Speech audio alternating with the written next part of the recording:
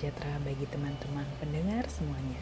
Pada kesempatan kali ini bertemu kembali dengan saya Dr. Elizabeth. Nah, seperti yang kita ketahui, kesehatan itu memiliki nilai yang sangat berharga, terutama dari segi ekonomi ataupun lingkungan. Apabila teman-teman jatuh ke dalam kondisi sakit, otomatis secara tidak langsung akan memberikan suatu kerugian, terutama dari segi ekonominya. Sehingga penting nih adanya langkah pencegahan di mana medical check up dapat digunakan sebagai tools yang tepat untuk mengetahui kondisi dari teman-teman nih. Serta medical check up ini ternyata mampu mendeteksi lebih awal apakah ada ketidaksesuaian dari tubuh teman-teman yang melakukan medical check up. Sebagian besar dari masyarakat itu malah berpikiran takut untuk melakukan medical check up. Beberapa yang saya sempat lihat, ada yang mengatakan takut karena malah jadi pikiran apabila hasil dari medical check up itu kurang baik. Atau ada yang berpikiran malah jadi takut butuh pengobatan, konsumsi obat dengan jangka panjang, dan nantinya takut ke area-area organ-organ yang vital seperti contohnya adalah organ ginjal. Nah, padahal hal itu yang justru salah teman-teman. Kenapa? Justru dari medical check up sendiri, semakin dini diketahui atau semakin cepat diketahui suatu penyakit, justru malah akan semakin baik, bukan? Kenapa? Karena akan semakin cepat mendapatkan suatu pengobatan, sehingga hal yang tidak kita harapkan adalah masuknya kondisi penyakit tersebut ke langkah yang lebih serius itu dapat dicegah, sehingga tidak dibutuhkannya suatu pengobatan yang lebih rumit lagi ke depannya. Nah, ternyata faktanya juga dalam medical check up, teman-teman, tidak melihat nih yang namanya gender. Mau wanita atau pria itu tidak ada perbedaannya. Jadi sama, semuanya sifatnya rata. Semua memiliki kesempatan yang sama dan resiko yang sama. Selain itu juga ternyata pada hakikatnya medical check up ini tidak mengenal yang namanya usia. Jadi dari usia muda hingga usia lanjut usia pun memiliki kesempatan yang sama untuk melakukan yang namanya medical check up. Sudah kita ketahui bahwa medical check up itu paling banyak sekali dilakukan oleh suatu perusahaan. Kenapa? Karena memang suatu perusahaan itu memiliki kewajiban untuk melakukan screening kesehatan setiap tahunnya kepada karyawan ataupun karyawati mereka masing-masing. Nah, namun bukan hanya suatu perusahaan saja yang bisa melakukan partisipan untuk medical check up.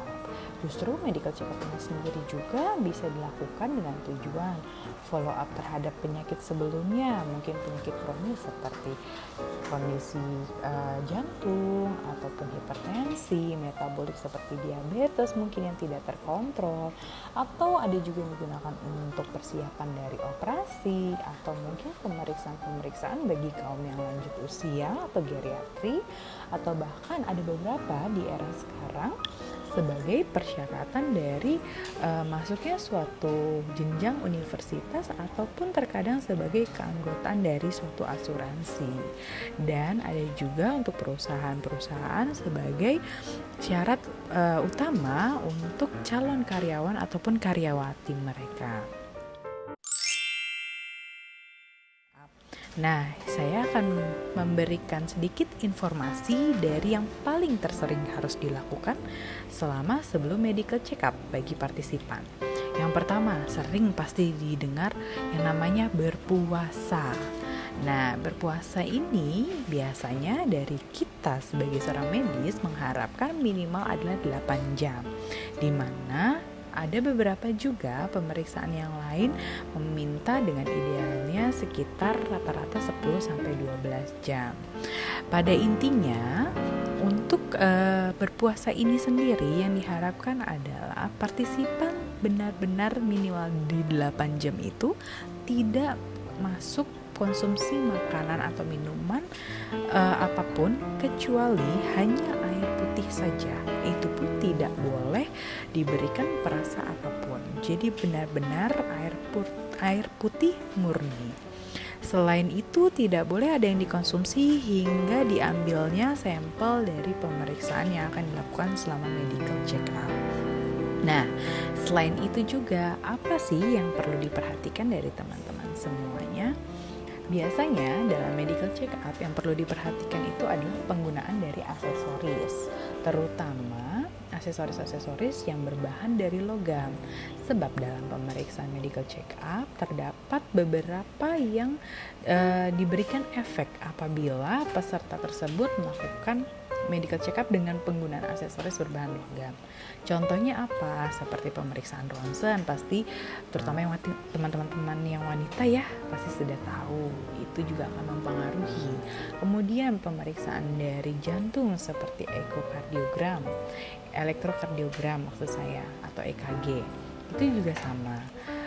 Akan dipengaruhi apabila individu tersebut menggunakan aksesoris terutama yang berbahan logam, sehingga itu yang perlu diperhatikan teman-teman. Dan sebenarnya masih banyak lagi seperti waktu istirahat dan lain hal sebagainya. Di sini saya akan memberitahu nih teman-teman informasi apa aja sih sebenarnya yang bisa dilakukan pemeriksaan di medical check up itu sendiri. Nah, yang pertama pastinya berat badan tinggi badan. Kenapa? Berat badan tinggi badan ini bisa mengetahui untuk terkait dari apakah berat badannya sudah ideal atau tidak, atau justru kurang, atau justru berlebih. Nah, ini tujuannya apa? Karena ada beberapa penyakit yang beresiko terjadi akibat berat badan dan tinggi badan yang tidak sesuai. Contohnya seperti berat badan yang berlebih. Berat badan yang berlebih ini mampu memberikan penyakit seperti yang sering didengar yang namanya osteoartritis, di mana penumpuan dari sendi-sendi sendiri itu akan lebih berat akibat dari beban badan yang melebihi dari kapasitas seharusnya. Nah, bukan berarti teman-teman kalau misalnya berat badannya justru kurus sekali itu akan malah tambah baik, tidak. Karena berat badan yang terlampau rendah atau terlampau kurang itu juga akan bisa melemahkan suatu sistem kekebalan tubuh dan mampu memberikan resiko-resiko yang kurang baik bagi tulang. Contohnya apa? Bisa seperti osteoporosis. Jadi pada berat badan dan tinggi badan di sini tujuannya adalah mengetahui apakah memang berat badan teman-teman itu sudah sesuai atau tidak dengan tinggi badan yang dimiliki oleh teman-teman masing-masing. Nah, ternyata dari di medical check up ini sendiri, berat badan tinggi badan itu bisa dilakukan yang namanya pemeriksaan BMI atau pemeriksaan indeks massa tubuh atau body mass index, di mana ternyata klasifikasinya itu ada dua teman-teman, berdasarkan dari WHO dan berdasarkan dari nasional. Kalau untuk berdasarkan dari WHO itu terbagi atas 5 klasifikasi, di mana ada berat badan kurang, berat badan normal, overweight atau berat badan yang beresiko obesitas pertama dan obesitas kedua. Sedangkan kalau secara klasifikasi nasional itu terbagi hanya dengan 3 langsung. Dia lebih sedikit, yaitu kurus, normal ataupun gemuk. Nah, pemeriksaan yang kedua pastinya pemeriksaan dokter yang dilakukan dari pemeriksaan atas hingga pemeriksaan ke bawah, ujung kepala dan ujung kaki, di mana nanti apakah ada didapatkan hal-hal yang keabnormalitasan atau tidak.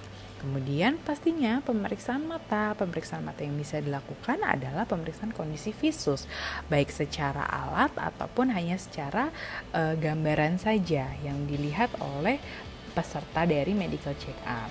Kemudian ada pemeriksaan lainnya, yaitu pemeriksaan jantung. Pemeriksaan jantung yang bisa dilakukan seperti contohnya pemeriksaan EKG, elektrokardiogram, atau mungkin yang lebih spesifik lagi dengan pemeriksaan treadmill, atau mungkin yang lebih lagi seperti pemeriksaan ekokardiogram. Gitu. Nah, selain dari pemeriksaan jantung, ada pemeriksaan secara radiologi. Pemeriksaan radiologi sebenarnya bermacam-macam, bisa dengan pemeriksaan sinar X atau radioaktif, atau mungkin menggunakan gelombang suara dari ultrasonik maksud saya. Nah, di sini contohnya bisa dengan pemeriksaan hanya ronsen biasa, atau pemeriksaan menggunakan USG, atau mungkin yang lebih lagi secara detail penggunaan dengan pemeriksaan CT scan seperti itu. Nah, kemudian yang pastinya tidak terlupa dengan pemeriksaan laboratorium. Di pemeriksaan laboratorium ini bisa bermacam-macam tergantung dari kebutuhan masing-masing dari pasiennya atau pesertanya. Paling sering pastinya pemeriksaan darah ataupun pemeriksaan kolesterol.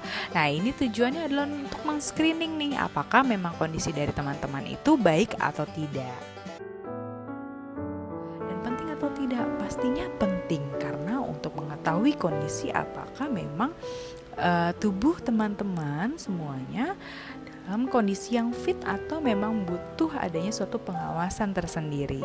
Seperti itu ya teman-teman ya. Maka dari itu kita harus mulai menyadari lebih awal lagi, sebab mencegah itu lebih baik daripada mengobati, bukan? Semoga informasi yang disampaikan dapat bermanfaat bagi teman-teman semuanya.